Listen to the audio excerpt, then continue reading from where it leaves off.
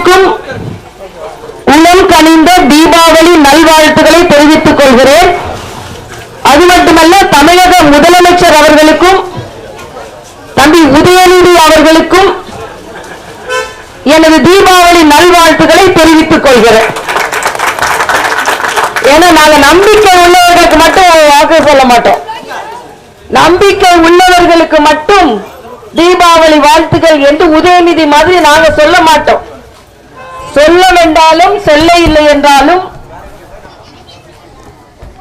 தமிழக முதலமைச்சர் குடும்பம் ஒரு இந்து குடும்பம். அதுதான் சந்தேகம் இருக்கா இல்லையா? இல்ல. அவங்க பெரியார் குடும்பம்னு சொன்னா கூட பெரியாழ்வார் வழிவந்த குடும்பம் தான்.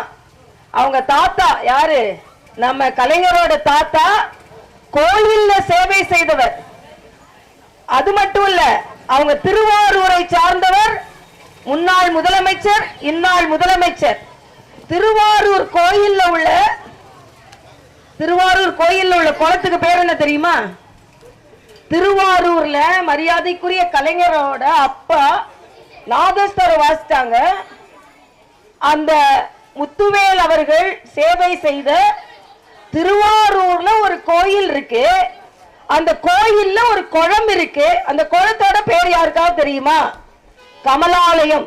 கமலாலய குளம். ஆக எங்க போனாலும் கமலாலயத்துக்கு நீங்க வந்துதான் ஆக வேண்டும் என்பதுதான் எங்களது கருத்தாக இருக்கிறது.